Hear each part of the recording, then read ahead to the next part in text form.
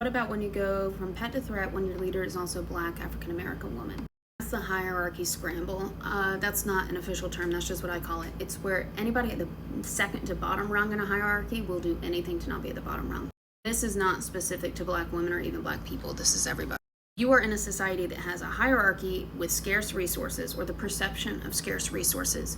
You will do anything to not be at zero. So often, people who are at levels 1 or 2 will stomp hard on 0. When the reason they're at 1 is usually because of up here, right? These really top 3 rungs, especially that last one, especially when you know how wealth inequality is distributed in the world. This is an unattainable reach. This is you don't know what you can do about. And I would argue you can't do anything individually about them. You have to do things collectively together. It takes work and community and not seeing differences among other people. So a lot of people who are at 1 or 2 just stomp down. I have videos in my bullying playlist. I'll put this video in that playlist on this is why white women target women of color. We're higher up in this ladder. We know where the real power is, and we know we don't have it. And so you stomp on the bottom ladder. I'm sure you can think of other parts of society where you see this happening right now. People having joy at seeing harm come to other people that they see as lesser than them. I just finished this book, Our Migrant Souls by Hector Tobar, and he gave the example of the Tiger King guy being arrested for animal abuse. I don't even remember his name, and he was screaming at the cops that they were treating him like an illegal immigrant, and he was an American citizen, and he deserved better than this. That is a terrible and perfect example of this.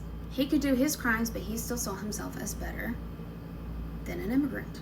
Tough read, but a very well researched and beautifully written book is by Isabel Wilkerson, who is a Black woman who talks about this phenomenon, and she gives multiple examples of how this happens in the Indian caste system, how this happens in American systems, and how this happened in Nazi Germany. It's a tough and just really well done, like 5-star book. When you have someone who already has a lot going against them in the workplace, like maybe in your case you have a boss who's a Black woman, I would assume they're probably the only Black woman in that position of power or one of very few. And so to distinguish themselves, they might step on you more. It can also be the mantra of if I had to go through hell, you have to go through it too. That's again not specific to Black women. That's very common among anybody who perceives that they have struggled. There's also the fear of looking like you are favoring your own group, because anybody who's not part of the majority group who is seen as normal is going to be assumed to be giving favoritism to their own group. And the same is not assumed of when white people continue to hire and promote white people. So it could also be not even this perception of hierarchy, it could also be the unfair microscope on her. In my research, I research the unwritten rules of work. As people move up in class, for white folks, we usually hit a point where the unwritten rules are less strict. For white women, it's later than white men, but that point usually comes, maybe not in some male-dominated industries, but almost every Black woman I've interviewed for my research over the last few years, a lot of them have become entrepreneurs because the microscope was never off. It was always on them. So I can't speak from lived experience. I can only share the data I have and the knowledge of the psychological constructs that I've been trained in, but I do recommend those 2 books if you're interested. The irony is people who are higher on this ladder, who actually have the resources and wealth to help down here, can get off the hook easily because they don't have to do anything. The system works in their favor in multiple ways, and this is one of them.